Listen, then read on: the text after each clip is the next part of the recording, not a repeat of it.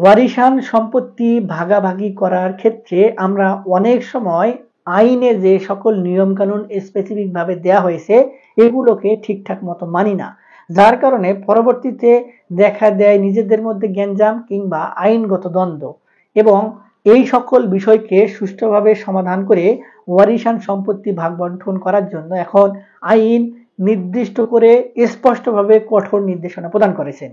যদি কোনো ব্যক্তি আইনের প্রতিটি নিয়ম কানুন না মেনে কোনোভাবে ওয়ারিশান সম্পত্তি ভাগ বটর করে ভোগ দখল করে, তাহলে এখন থেকে ওই সকল ওয়ারিশান সম্পত্তি নিয়ে তাদের মালিকানা সংক্রান্ত নানান ধরনের সমস্যা তৈরি হবে। তারা ওই সকল সম্পত্তি অনুকূলে নিজেদের নামে খাজনা প্রদান করতে পারবেন না, নামজারি করতে পারবেন না, কিংবা কারো কাছে হস্তান্তর করতে পারবেন না, এমনকি কারো কাছে বিক্রয় করতে পারবেন না। তো আজকে আমি এই ভিডিওটিতে আপনারা ওয়ারিশান সম্পত্তিগুলো ঠিক কোন নিয়মে এবং কোন কোন আইনের উপর গুরুত্ব আরোপ করে ভাগ বন্টন করলে পরবর্তীতে আপনাদের কোনো সমস্যা তৈরি হবে না, এই বিষয় নিয়ে বিস্তারিত আলোচনা করব। তো ভিডিওর বিষয়বস্তু বুঝতে গেলে প্রতিটা কথা এবং পুরো ভিডিও অত্যন্ত মনোযোগ সহকারে দেখতে হবে। আর দেখার পর যদি আপনাদের ভালো লেগে থাকে, আরো কোনো ভিডিও দেখার আগ্রহ জন্মায়, তাহলে আমাদের চ্যানেলটি সাবস্ক্রাইব করে রাখতে পারেন। আর যদি আপনি নিয়মিত আমাদের ভিডিওগুলো দেখে থাকেন, তাহলে বরাবরের মতো লাইক কমেন্ট শেয়ার করে আমাদেরকে অনুপ্রেরণা দিবেন। ওয়ারিশান সম্পত্তি কিংবা উত্তরাধিকারী সম্পত্তিগুলো ভাগ বন্টন যেভাবে হয়, অর্থাৎ কোন সন্তান কিংবা কোন ওয়ারিশ কতটুকু সম্পত্তি পাবে, এই নিয়মগুলো কিংবা নির্দেশনাগুলো সাধারণত আমাদের কাস্টমারি ল অর্থাৎ ধর্মীয় আইন থেকে সরাসরি এসেছে। এক্ষেত্রে মুসলিমদের জন্য কোরআনিক আইন, যেটিকে আমরা ফারাজি আইন বলে থাকি, হিন্দুদের জন্য হিন্দু আইন এবং অন্যান্য ধর্মাবলম্বী ব্যক্তিদের জন্য কিছু কিছু ক্ষেত্রে হিন্দু আইন কিংবা রাষ্ট্রীয় আইন প্রযোজ্য হয়ে থাকে। তবে এই ওয়ারিশান সম্পত্তি ভাগ বন্টন করার ক্ষেত্রে কোরআনিক আইনে সকল কিছু ঠিকঠাক থাকলেও শুধুমাত্র একটি জায়গায় রাষ্ট্রীয় আইন মেনে চলা হয়, এবং এই জায়গাটি হচ্ছে প্রাথমিকভাবে কোরআনে যে বিষয়টি বলা হয়েছে যে সম্পত্তির যে মূল মালিক তিনি জীবিত থাকা অবস্থায় ওই মূল মালিকের যদি কোনো সন্তান তার সন্তান অর্থাৎ মূল মালিকের নাতিপুতি রেখে মৃত্যুবরণ করে, তাহলে এই সন্তানের মৃত্যুর কারণে তার নাতিপুতিরা এই দাদার কিংবা নানার কিংবা দাদির সম্পত্তির অংশ পাবে না। এক্ষেত্রে পরবর্তীতে দেখা যাচ্ছে যে দাদা জীবিত থাকা অবস্থায় ছেলে মৃত্যুবরণ করেছেন কিন্তু নাতিপুতি রেখে গেছেন, সেই নাতিপুতিরা সম্পত্তির ভাগ পাচ্ছেন না, দূরের আত্মীয় স্বজন ভাগ বন্টন করে সম্পত্তি নিয়ে যাচ্ছে। এই বিষয়টিকে সুষ্ঠুভাবে সমাধান করার জন্য পরবর্তীতে মুসলিম উত্তরাধিকারী আইন এবং বাটোয়ারা আইনের 4 ধারা মোতাবেক একটি নির্দিষ্ট আইন তৈরি করা হয়েছে, এবং এই আইনটি হচ্ছে উত্তরাধিকার খোলার আগে প্রপোজিটার্সের কোনো পুত্র বা কন্যার মৃত্যু ঘটলে ওই ধরনের পুত্র বা কন্যার সন্তানেরা যদি থাকে, উত্তরাধিকারী খোলার সময়ে বসবাসকারী প্রতি টাইপসের সমতুল্য একটি অংশ পাবে ভাগাভাগির পরে, যেটা এমন ছেলে বা মেয়ে যেমনটাই হোক বেঁচে থাকলে পেত। অর্থাৎ এই বিষয়টি কিন্তু ওই যে আমার আগের কথাগুলোর সঙ্গে স্পষ্টভাবে মিলে যায়। অর্থাৎ এই যে নাতিপুতিদেরকে রেখে গেছেন, এই নাতিপুতিরা কিন্তু ছেলে জীবিত থাকলে বাবা কিংবা মায়ের যে অংশটুকু পেতেন ঠিক ততটুকু অংশই এই নাতিপুতিরা পাবে। এক্ষেত্রে কোরআনিক আইনে যেটাই বলা থাকুক না কিনা কিংবা ধর্মীয় আইন নিয়ে যেটাই বলা থাকুক না কেন, এটি এখন থেকে এই বাটোয়ারা আইন দ্বারাই স্পেসিফিক ভাবে ভাগ বন্টন হবে। এখন এই যে ভাগ বন্টন হবে, এই ভাগ বন্টনটা আবার কিভাবে সম্পন্ন হবে, এই বিষয় নিয়ে নির্দিষ্ট করে কোথাও কোনো আইন না থাকলেও কিছু কিছু স্পেসিফিক গুরুত্বপূর্ণ আইনে শুধুমাত্র কিছু ধারণা দেওয়া হয়েছে। যেমন দেওয়ানি কার্যবিধি 54 ধারা এবং আদেশ 26 এর ধারা 13-14, সম্পত্তি হস্তান্তর আইনের 44 ধারা এবং তামাদি আইনের 144 ধারাতে স্পেসিফিক ভাবে কিছু বিষয় তুলে ধরা হয়েছে।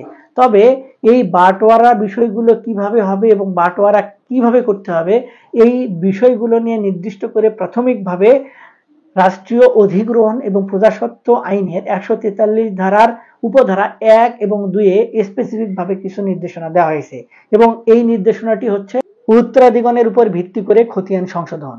উপধারা 1, পূর্বপুরুষের মৃত্যুর পর উত্তরাধিকার সূত্রে যারা তাদের নিজস্ব পারিবারিক আইন অনুযায়ী স্থাবর সম্পত্তি অর্জন করেছেন, তারা আপোষমূলে উক্ত সম্পত্তি নিজেদের মধ্যে বন্টন করে নেবেন। এরূপ বাটোয়ারার পর সংশ্লিষ্ট সকল পক্ষ কর্তৃক বন্টননামা দলিল প্রস্তুত এবং স্বাক্ষর করতে হবে, এবং নিবন্ধন আইন 1908 অনুযায়ী নিবন্ধন করতে হবে। এবং উপধারা 2 বলা হয়েছে, উপধারা 1 অনুযায়ী প্রস্তুতকৃত, স্বাক্ষরকৃত এবং নিবন্ধনিত গঠননামা দলিল উপস্থাপন করার পর রাজস্ব কর্মকর্তা সেই মোতাবেক খতিয়ান সংশোধন করবেন। এখানে এই উত্তরাধিকারী সম্পত্তিগুলো যদি কোনো ব্যক্তি তাদের অংশ বুঝে পেতে চায়, তাহলে অবশ্যই নিজেদের মধ্যে আপোষ মূলে আগে একটি বাটোয়ারা দলিল কিংবা বন্টন দলিল প্রস্তুত কিন্তু করতে হবে। এবং সেই বন্টন দলিলে সকল পক্ষের সাক্ষ্য কিংবা সিগনেচার থাকতে হবে। এবং সেই সিগনেচার অনুযায়ী যেভাবে অংশগুলো এই বাটোয়ারা দলিলে উল্লেখ করেছেন, সেই মোতাবেক এই অংশগুলো পরবর্তীতে এই আবেদনের পরিপ্রেক্ষিতে এই ভূমি অফিস থেকে ভূমি অফিসাররা তাদের নামে খতিয়ান সংশোধন করে দিবেন, আমরা যেটাকে নামজারি বলে থাকি। এখন এই প্রক্রিয়ায় না গিয়ে যদি কোনোভাবে মৌখিকভাবে ভাগ বন্টন করা হয়, তাহলে কিন্তু সেই ভাগ বন্টনের কোনোভাবেই কোনো দিক থেকেই কার্যকর ভূমিকা থাকবে না। পরবর্তীতে অন্য যদি কোনো ওয়ারিশ এসে মালিকানা দাবি করে, তাহলে সেই ক্ষেত্রে কিন্তু ওই সকল ওয়ারিশান সম্পত্তি পরবর্তীতে আবার নতুন করে ভাগ বন্টন করতে হতে পারে। তবে এক্ষেত্রে আরো কিছু স্পেসিফিক নির্দেশনা রয়েছে। ওয়ারিশরা তাদের পৈতৃক সম্পত্তি যেখানে যেখানে অবস্থিত সেখান থেকে সমান অংশে সকলে ভাগ পাওয়ার অধিকার থাকলেও কন্যাদেরকে তাদের পৈতৃক যে ভিটা, সেই ভিটাতে তার অংশ যে পাবার অধিকার, সেখান থেকে বঞ্চিত করা হয়েছে। এবং এই অধিকারটি তাকে সম্পত্তি হস্তান্তর আইনের ৪৪ ধারাতে স্পেসিফিকভাবে বিধিনিষেধ আরোপ করে। এবং এই ৪৪ ধারাতে যে বিষয়টি বলা হয়েছে যে সহ অংশীদার কর্তৃক হস্তান্তর, যে ক্ষেত্রে কোনো সম্পত্তির একাধিক সহ অংশীদারের মধ্যে হস্তান্তর যোগ্যতা সম্পন্ন একজন সহ অংশীদার তাহার অংশ বা সত্ত্ব হস্তান্তর করেন, সেই ক্ষেত্রে গৃহীত হস্তান্তরের তারিখ হইতে উক্ত অংশ বা সত্ত্ব হস্তান্তর কার্যকর করিবার লক্ষ্যে যাহা প্রয়োজন তাহা এবং দখল বা অন্যান্য সাধারণ বা আংশিক ভোগ দখল এবং বাটোয়ারা কার্যকরের অধিকার লাভ করিবে। কিন্তু উক্ত অধিকার হস্তান্তরের তারিখ ছিল এমন সত্ত্ব বা অংশের সত্ত্ব বা দায়িত্বের অধীনে থাকিবে। এবং এক্ষেত্রে গ্রহীতা উক্ত যৌথ পরিবারের সদস্য না হন, সেই ক্ষেত্রে এই ধারার কোনো কিছুই তাহার উক্ত গৃহে যৌথ ভোগ দখল বা আংশিক ভোগ দখলের অধিকার করিবে না। এই আইনটির মাধ্যমে কন্যারা যে তাদের পৈতৃক ভিটায় যে অংশ পাওয়ার কথা, এটি থেকে বঞ্চিত হচ্ছে। অনেকে আপনারা না বুঝলেও উচ্চ আদালতের কিছু স্পেসিফিক নির্দেশনা রয়েছে, যে নির্দেশনাগুলো যদি একটু মনোযোগ সহকারে দেখেন তাহলে স্পষ্টভাবে বুঝতে পারবেন। এই নির্দেশনাগুলোর মধ্যে প্রথমটি হচ্ছে 13 DLR এর 230 পৃষ্ঠায় যে বিষয়টি বলা হয়েছে, একজন নারী বিবাহ পর্যন্ত পৈতৃক ভিটার সহ অংশীদার হিসেবে বিবেচিত হবেন, কিন্তু বিবাহের স্বামীর বাড়িতে বসবাসকালে তিনি আগন্তুক হিসেবে বিবেচিত হবেন।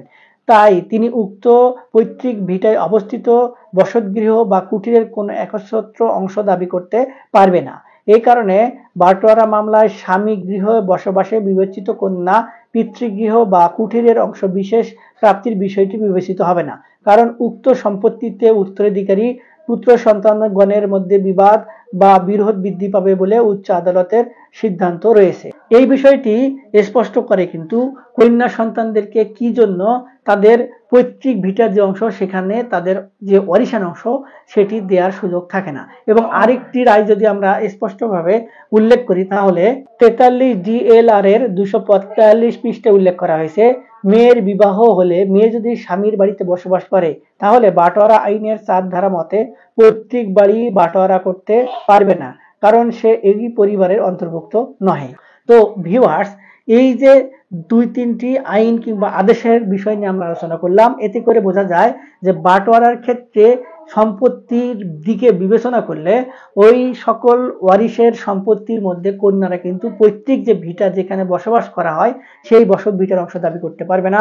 তবে তিনি সেই পরিমাণ আর্থিক দিকে বিবেচনা করলে চাষবাসের সম্পত্তি বা অন্য কোথাও সেই সমপরিমাণ সম্পত্তি তাকে প্রদান করতে হবে। তবে এখানে যদি তাকে কোনোভাবে ঠকানো হয়, তাহলে এই কন্যা দেওয়ানি কার্যবিধির 9 ধারা মোতাবেক বাটোয়ারার মামলা করে তার ন্যায্য অধিকারের যে বিষয়টি, এটি আদালতের মাধ্যমে প্রতিষ্ঠিত করতে পারেন। তো ভিউয়ার্স, এই যে আইনগুলো এতক্ষণ ধরে আলোচনা করা হলো, এতে করে আপনারা কিছুটা হলেও নিশ্চয়ই বুঝতে পেরেছেন যে ওয়ারিশান সম্পত্তি কিভাবে কোন আইনে বারিত করে কাদেরকে দেয়া হবে, কাদেরকে দেয়া হবে না, কোন জমিগুলো কে কিভাবে ভাগ বন্টন করে নিতে পারবেন, এই বিষয়গুলো একটু হলেও বুঝতে পেরেছেন। তারপরেও এই ভাগ বাটোয়ারা করতে গেলে অনেক সময় নানান ধরনের বিভ্রান্তি তৈরি হয়, নানান ধরনের সমস্যার সামনে উঠে আসে। এই সকল বিষয় নিয়ে যদি আপনারা আরো বিস্তারিত কোনো কিছু জানতে চান কিংবা ঠিকঠাক মতো ভাগ বন্টন করতে চান, তাহলে আপনারা একজন ভালো সিভিল আইনজীবীর পরামর্শ গ্রহণ করবেন। তাদের মাধ্যমে সম্পত্তির ভাগ বন্টন করে নিলে পরবর্তীতে কোনো ধরনের সমস্যা তৈরি হবে না। তারপরেও এই সকল বিষয় নিয়ে হয়তো আপনাদের অনেক দ্বিধাদ্বন্দ্ব কিংবা প্রাথমিক কোনো ধারণা থাকতে পারে কিংবা জানার থাকতে পারে, সেক্ষেত্রে আমাদের ভিডিওর নিচে কমেন্ট বক্স রয়েছে, সেখানে কমেন্টস করবেন, আমরা আপনাদের প্রশ্নের উত্তর দেওয়ার চেষ্টা করব। আজকে পর্যন্তই, দেখা হবে সামনে নতুন কোনো ভিডিওতে। ততদিন পর্যন্ত ভালো থাকবেন, ধন্যবাদ।